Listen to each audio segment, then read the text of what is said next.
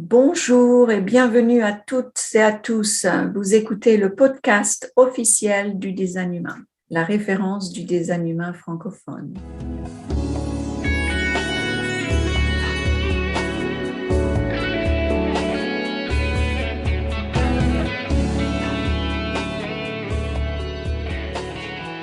Je suis Josette Lamotte, directrice et enseignante à l'École Design Humain France. Ce podcast me permet de partager avec vous des informations essentielles pour vous aider à vivre votre design et à comprendre plus en profondeur la mécanique du design humain. Cet épisode s'intitule « Le design humain pour comprendre les enfants ». Nous allons découvrir ensemble les moyens de respecter l'unicité de chaque enfant grâce aux outils du design humain. Le design humain est pour les enfants. Bon, c'est aussi pour les parents, on est bien d'accord. Mais c'est vrai que c'est un outil précieux. Et la première étape pour pouvoir se servir de cet outil, des outils que nous propose le design humain, que nous offre le design humain, c'est de connaître le schéma corporel de le vôtre, bien sûr. Si vous ne le connaissez pas, allez-y, découvrez-le. C'est gratuit, vous pouvez aller, il y a plusieurs sites qui offrent ça gratuitement. C'est en français sur le site Design Humain France, l'école officielle du design humain francophone. Et c'est aussi anonyme, c'est-à-dire vous n'avez pas même besoin de mettre votre nom et vous pouvez faire une capture d'écran et garder, faire toute votre famille, vos amis et surtout vos enfants. Alors, quand on aborde le sujet de l'éducation, parce que si on parle des enfants, on va parler des parents, forcément, et de l'éducation. La première chose à remettre, à regarder, c'est que nous avons évolué et que l'éducation n'est pas la même. Nos ancêtres, même nos arrière-parents, même nos parents, mais le conditionnement par l'éducation est très différent de ce qu'était le conditionnement de nos ancêtres.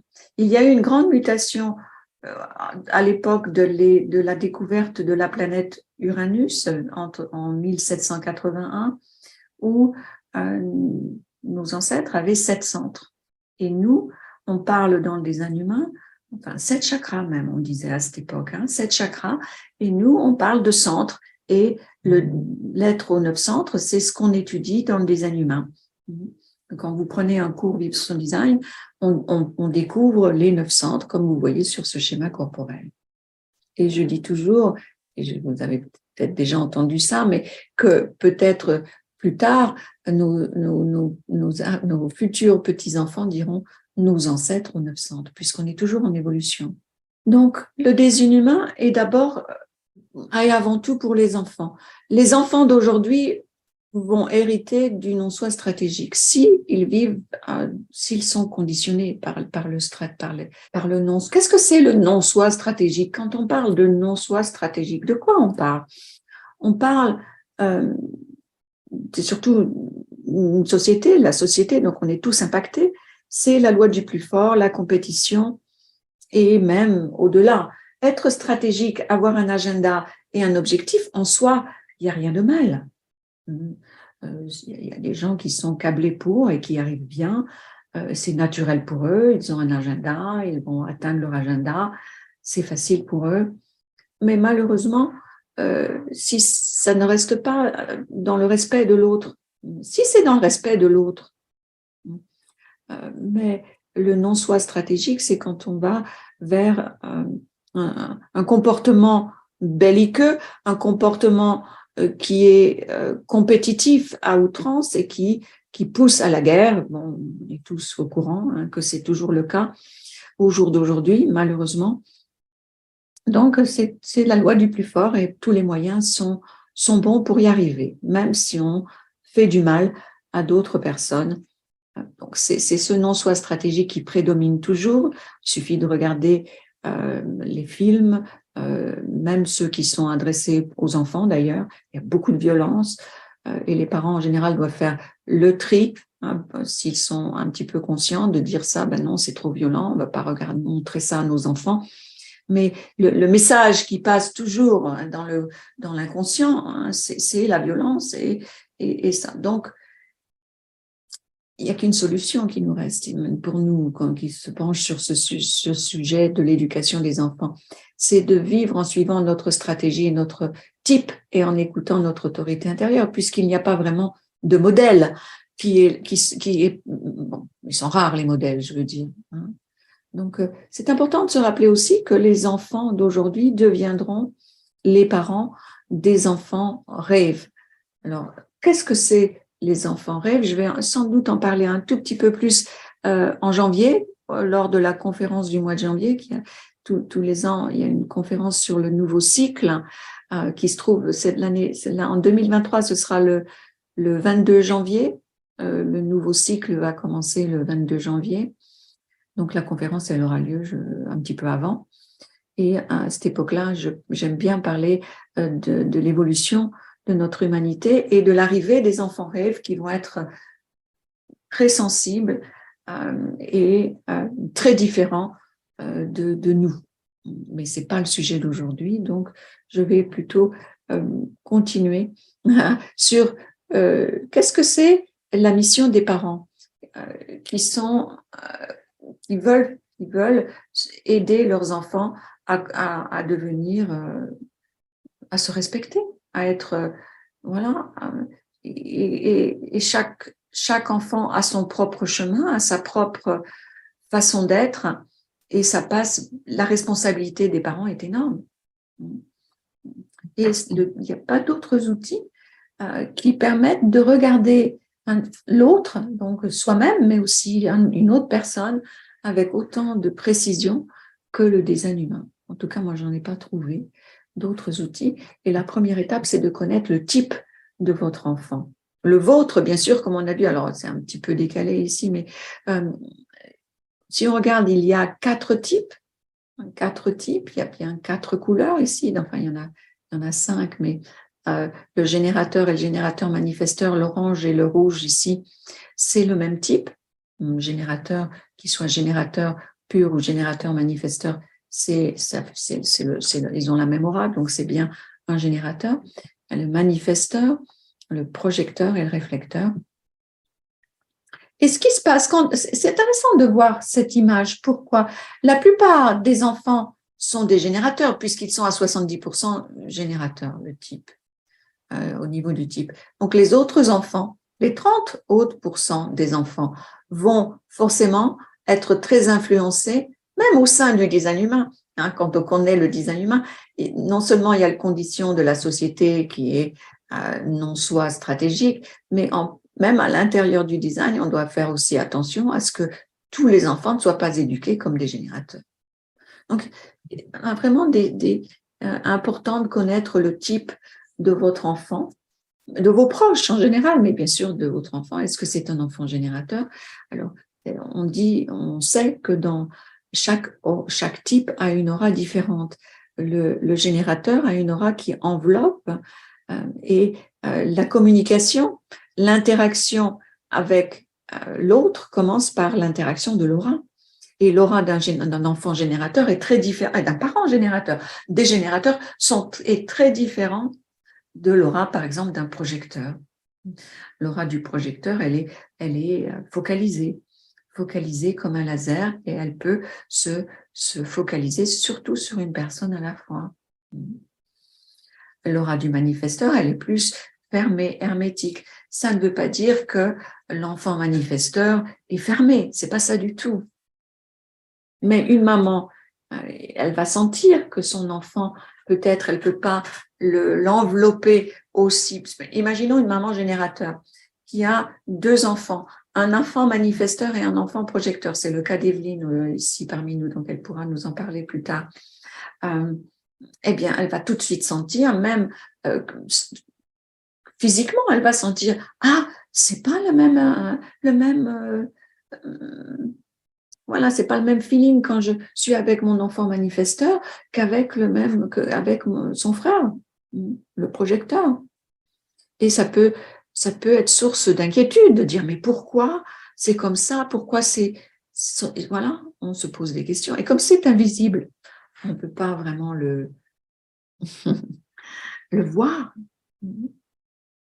L'enfant réflecteur, lui, il a une aura qui est protectrice aussi, un peu comme celle du manifesteur, mais qui s'ouvre et qui se ferme. Donc, pourquoi c'est très technique ce que je dis maintenant, je parle d'aura. Mais en fait, c'est parce que grâce à ce côté technique, mécanique de l'aura, on ne va pas interagir de la même façon avec un enfant manifesteur, par exemple, et c'est très différent puisque l'enfant manifesteur, il a surtout besoin qu'on le laisse tranquille, qu'on le laisse même dormir sans le solliciter, sans le stimuler.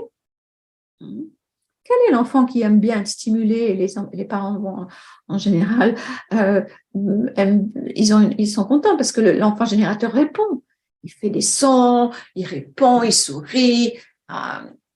Mais un enfant manifesteur, si on va le solliciter, comme on fait avec un enfant générateur, pareil avec l'enfant projecteur, c'est pas du tout la même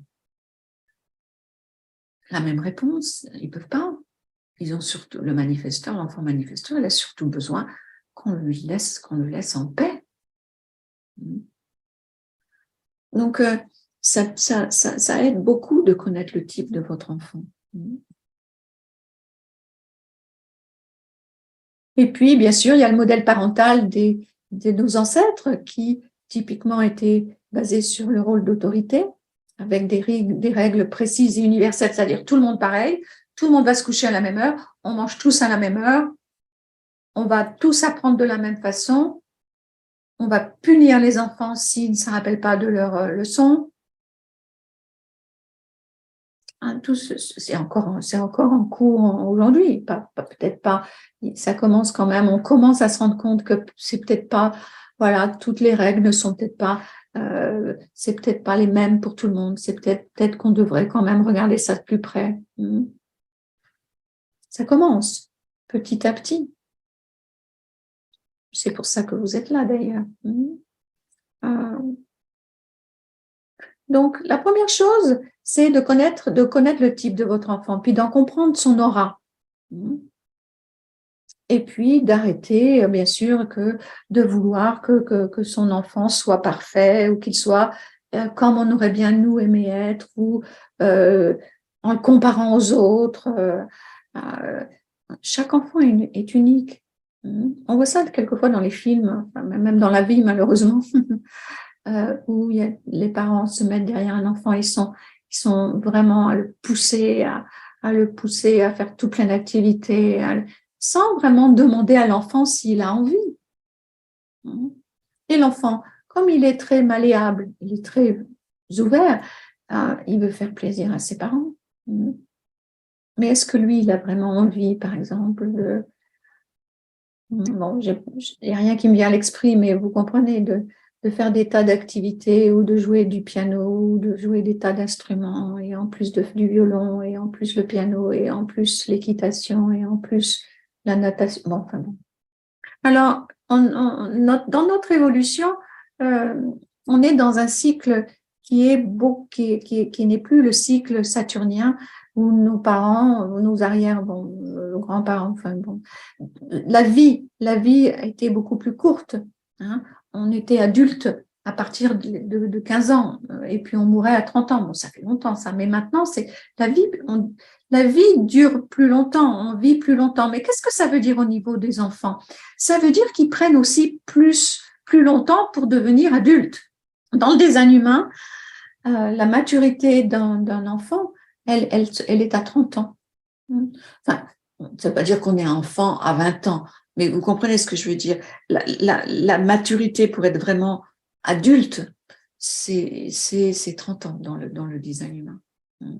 C'est-à-dire jusqu'à 30 ans, on est toujours en train de découvrir qui on est.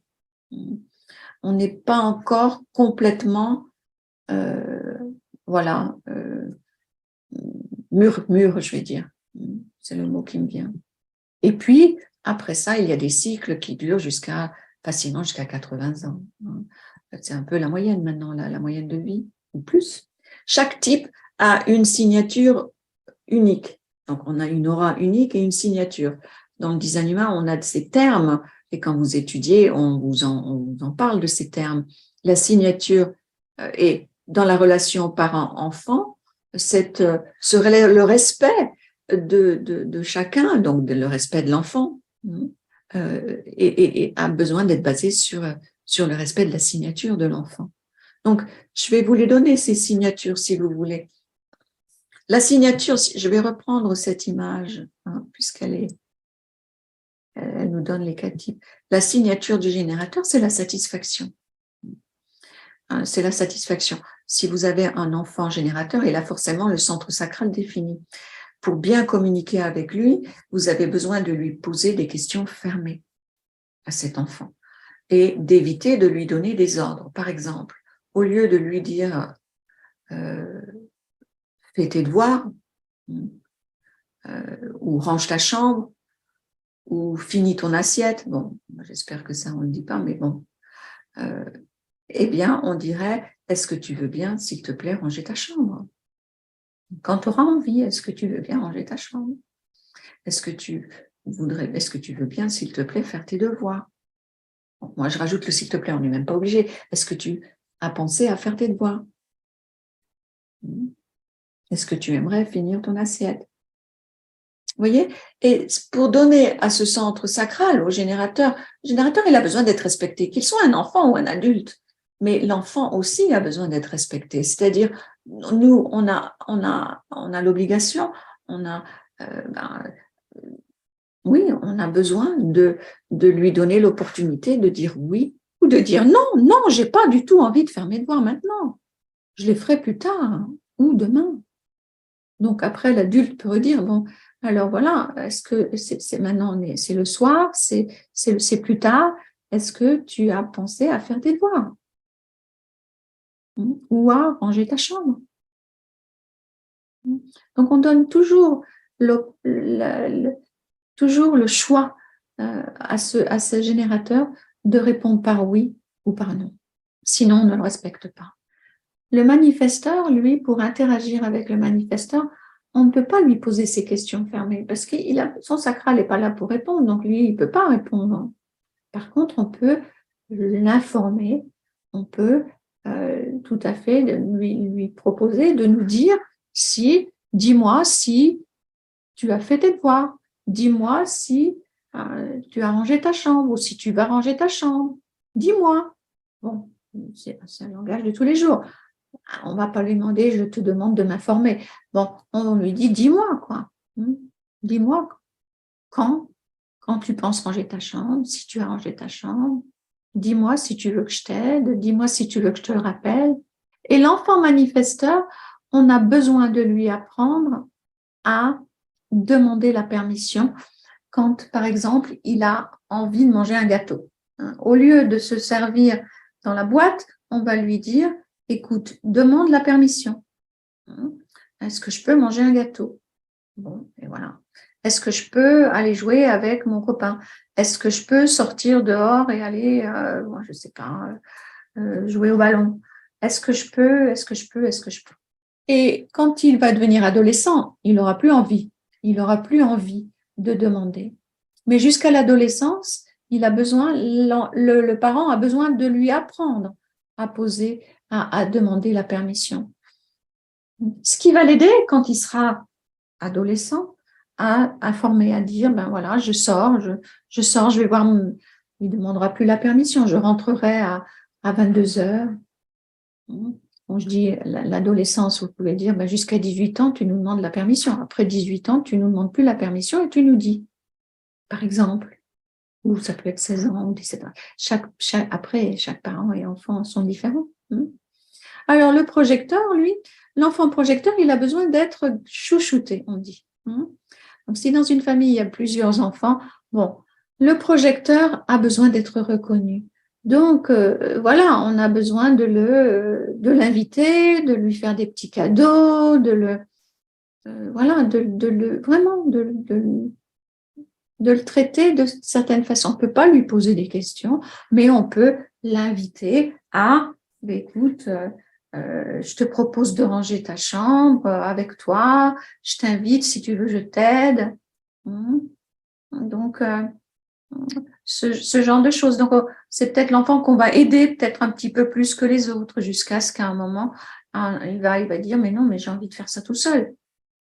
Donc, des petits cadeaux, des petites invitations. Et là, on pourra en discuter si ça vous paraît un petit peu difficile à imaginer. On pourra tout à fait se mettre, par exemple, on va lui donner, s'il reste encore une part de gâteau et qu'il en a très envie, on va lui donner à lui, ou un plus gros morceau à lui, des petites choses, des petits gestes, et l'inviter à faire des choses différentes, variées. Il a besoin de variété, qu'on lui propose des choses variées pour qu'il puisse choisir aussi et puis se donner, échantillonner quelque part toutes ces choses-là.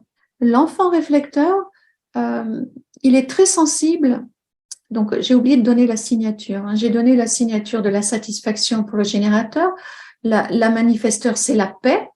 Donc, on ne va pas le solliciter tout le temps. On va lui, par exemple, le laisser jouer tranquillement.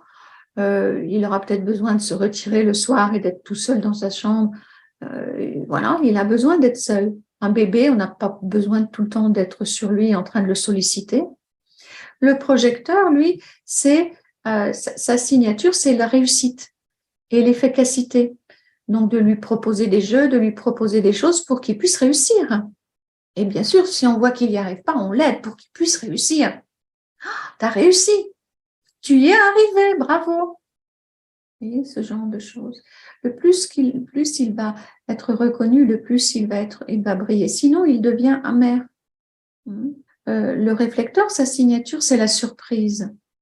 Donc, bien sûr, lui proposer des choses pour qu'il soit surpris, si c'est un enfant.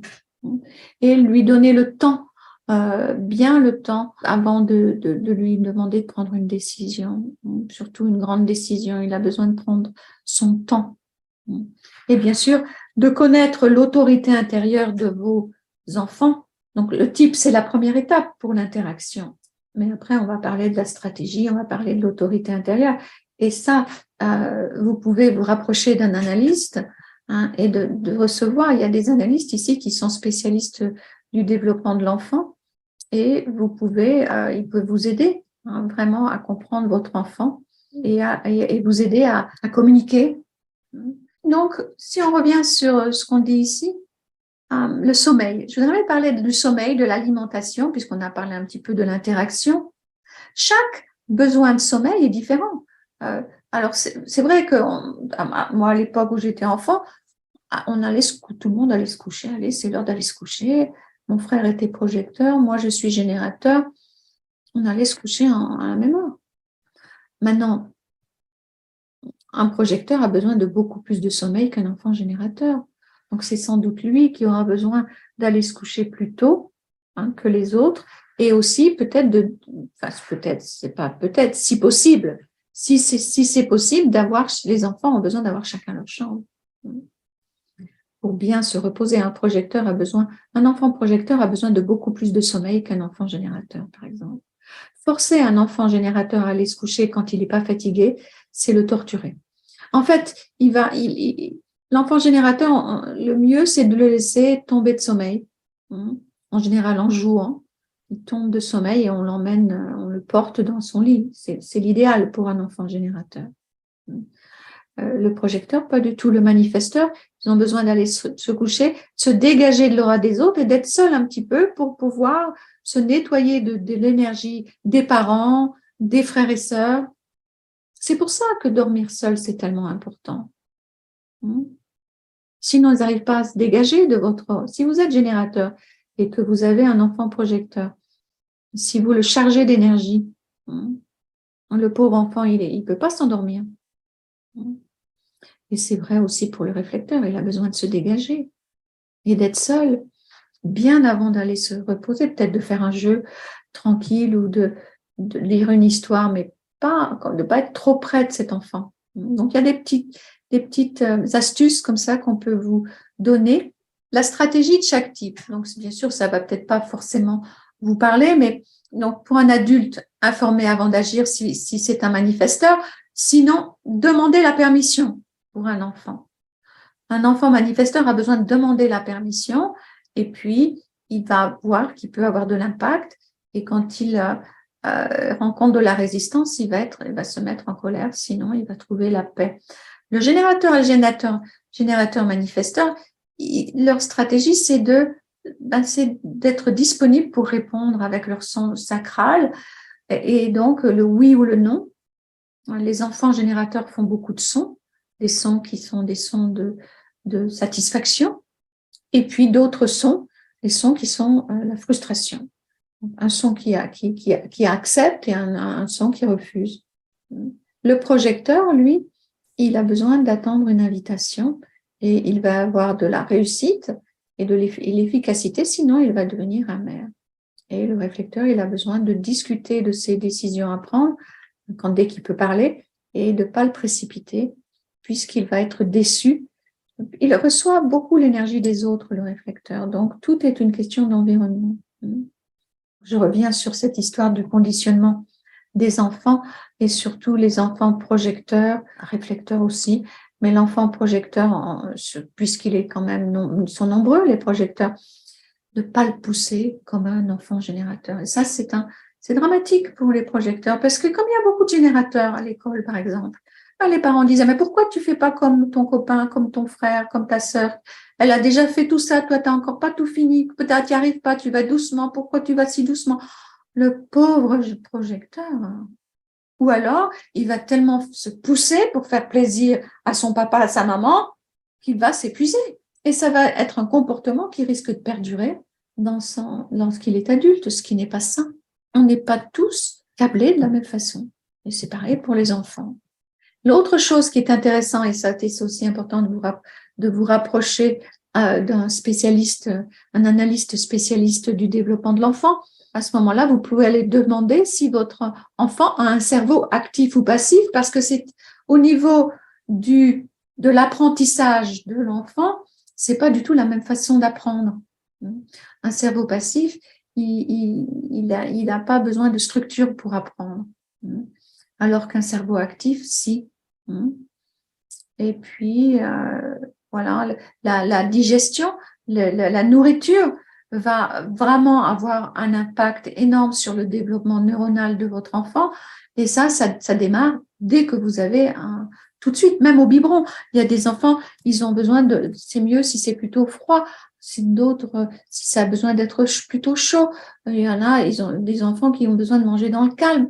Il y a des enfants qui ont besoin vous savez ça, qu'on bouge, si on marche pendant qu'ils mangent, ça va mieux. Ou même si on les met j'ai vu des parents qui ont eu besoin de mettre leurs enfants dans la voiture, mais ils étaient contents parce que enfin, l'enfant, quand la voiture roule, l'enfant mange.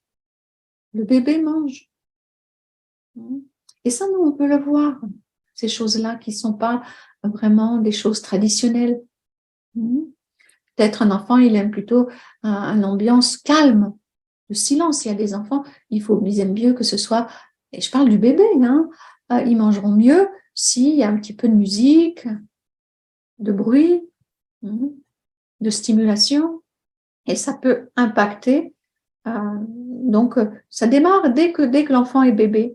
Mais après, même au niveau de la nourriture de votre enfant, chaque enfant a une façon de manger comme chaque adulte qui est différenciée. C'est ce qu'on apprend dans le cours de différenciation.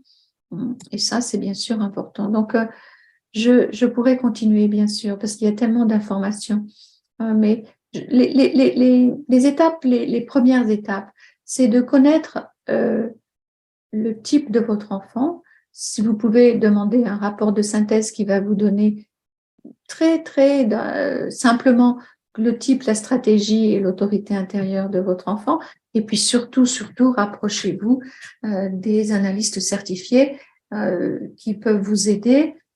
Une analyste peut vraiment vous guider et aussi l'analyste spécialiste de l'enfant peut vous donner beaucoup d'informations.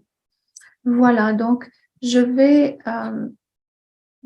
vous remercie déjà pour ceux qui téléchargent et puis je vais ouvrir le micro maintenant et vous laisser poser des questions si vous en avez ou des témoignages, comme par exemple Laure, je ne sais pas si tu as remarqué, peut-être tu pourrais, puisque j'ai mentionné tout à l'heure, comment tu communiques avec tes enfants, et tu as bien remarqué aussi que au niveau du sommeil, elles ont plus besoin de sommeil, peut-être. Ça t'a surprise au début des choses, peut-être à nous indiquer. Oui, merci Josette. En effet, moi, déjà mes filles sont donc projecteurs et je les ai eu en même temps, donc c'est des jumelles. Et c'est vrai que le fait qu'elles dorment beaucoup, je trouvais ça génial parce qu'avec des jumelles, on a le double travail. Donc en fait, c'était super. C'est ce qui nous a permis de tenir, on va dire. Et maintenant elles sont plus grandes, elles sont au collège, donc c'est vrai que systématiquement, heureusement que je connais le design parce que quand elles rentrent de l'école, elles se mettent dans leur lit, elles s'allongent, et elles ont besoin d'au moins 1 heure pour se ressourcer au calme, seules. Voilà, donc moi, c'est vrai que en tant que générateur, les souvenirs que j'avais petite, j'étais plutôt toute pimpante de rentrer à l'école, je prenais mon goûter, je faisais mes devoirs, donc c'est vrai que c'est vraiment très, très différent. Et donc, le fait de connaître leur fonctionnement, du coup, je me retiens, hein, parfois je me rattrape, je dis, mais alors, qu'est-ce que tu as prévu de faire? Qu'est-ce que tu fais? Qu'est-ce que tu as fait? Et hop, je m'arrête en fait, et je souris, je me dis, bon, on les laisse, quoi. Donc, c'est vrai que leur fiche un peu la paix, même si c'est pas des manifesteurs, mais respecter leurs besoins, respecter leur rythme, et ne pas être toujours derrière à les pousser. Et finalement, ça m'a vraiment aidé, moi, dans mon processus de déconditionnement, parce que j'ai pris conscience de tous ces je dois, il faut, c'est comme ça que ça devrait être. Donc, vraiment, ce que tu disais sur finalement, le modèle parental dont on a nous-mêmes hérité, qu'on a également un petit peu subi aussi. Voilà ce que je peux partager. L'invitation, c'est pas quelque chose qui est naturel. C'est vrai, je pose beaucoup de questions fermées en tant que générateur. Donc, j'apprends. Je suis toujours en train d'apprendre. Et c'est vrai que ce que tu disais sur la reconnaissance, moi, je le vois beaucoup avec les notes, avec les cadeaux. Ça marche très, très bien. Mais voilà, ça tombe pas non plus dans la carotte, tu vois. J'essaye de pas nécessairement mettre ça un peu comme une forme de chantage quelque part, hein. C'est pas l'idée, mais c'est vrai que quand voilà quelque chose est réussi, je me pousse un petit peu, je me force un petit peu à exagérer un petit peu, voilà. Voilà, mais c'est Et oui, génial, voilà. c'est ça. Et je l'ai, c'est ça, hein. Mhm. Et la dernière fois, je l'ai testé, justement, elle avait fait un très beau dessin, mais plutôt que de dire, oh, il est génial ton dessin, je suis vraiment rentrée dans la spécificité du dessin. Ah, mais là, je vois la profondeur. Et puis là, il y a différents personnages.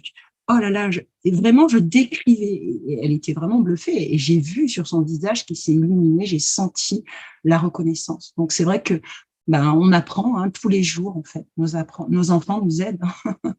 Voilà. Merci Laure, merci. Oui, donc si vous avez des questions, allez-y, ou un autre partage, peut-être Evelyne aussi. Parce qu'Evelyne, toi, tu connaissais pas le design à l'époque où tes enfants étaient petits, mais tu as sans doute vu une grande différence entre le projecteur et le manifesteur, n'est-ce pas? Souvent, je me félicite que mon amour de maman m'a permis d'avoir tout de même les bons réflexes, parce que non, je ne connaissais pas du tout le design, mais par contre, j'ai toujours vu la différence de comportement entre l'aîné qui était manifesteur et le cadet projecteur. C'est vrai que même encore maintenant, quand je les embrasse, moi, en tant que générateur, je prends mes enfants dans mes bras, bien sûr.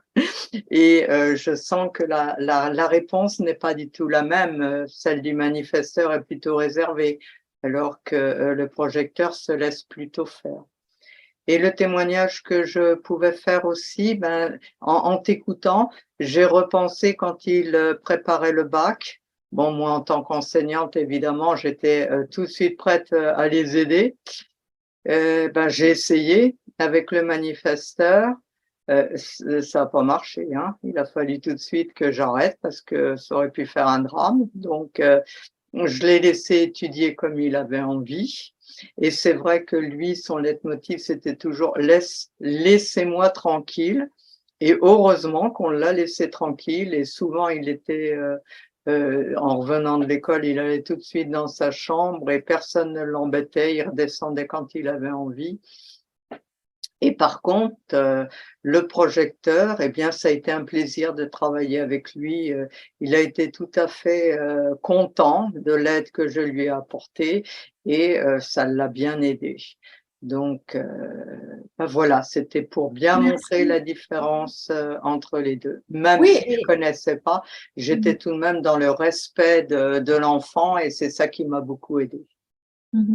Merci Evelyne. Oui, alors peut-être qu'une maman aurait pu dire ah mais qu'est-ce qu'il a mon enfant, il veut pas que je l'aide, voilà, à être un peu même voilà blessée que son enfant lui dit non, alors que finalement c'est correct pour l'enfant manifesteur de dire laissez-moi tranquille. Donc oui, c'est bien ton témoignage Evelyne par rapport à ça. Tous les enfants sont différents. Alors, est-ce que vous avez des questions ou d'autres témoignages qui pourraient vous éclairer les autres ou...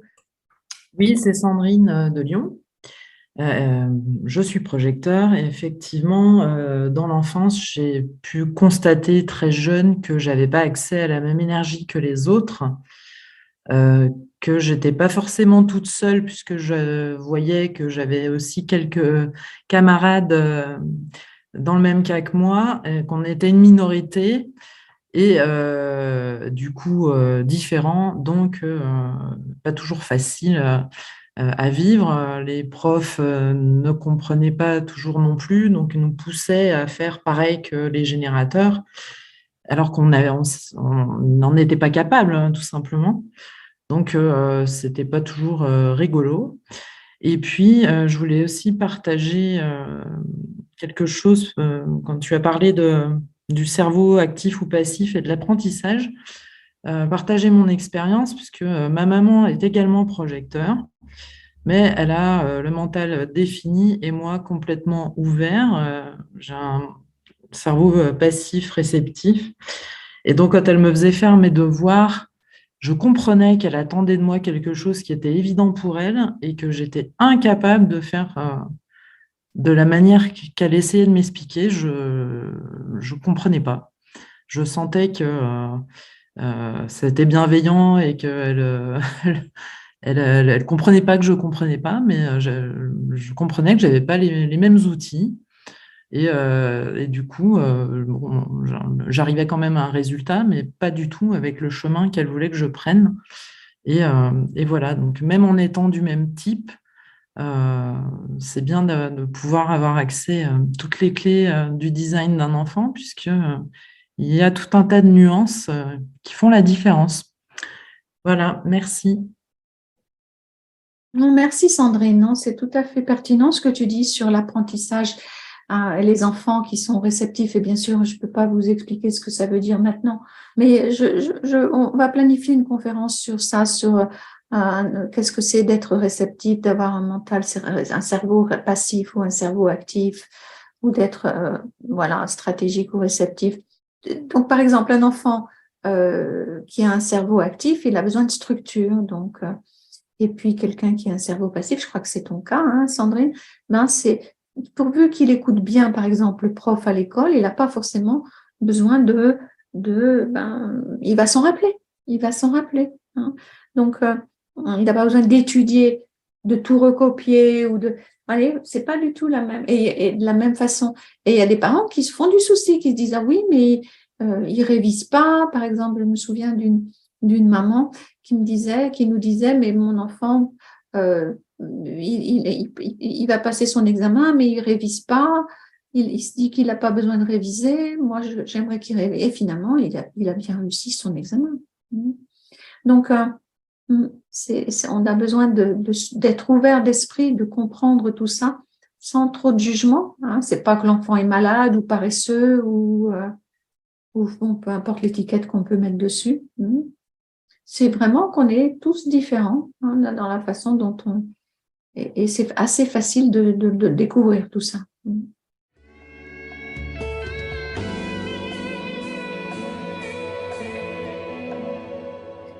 C'est la fin de notre podcast. Abonnez-vous à la chaîne pour être informé des prochains épisodes. Et n'oubliez pas de visiter le site de designhumainfrance.com pour découvrir les rapports de synthèse ou vous inscrire aux conférences gratuites. Vous pouvez y trouver aussi des informations sur les formations de l'école et vous pouvez prendre rendez-vous pour une analyse ou pour vous inscrire au cours Vivre son design. À bientôt.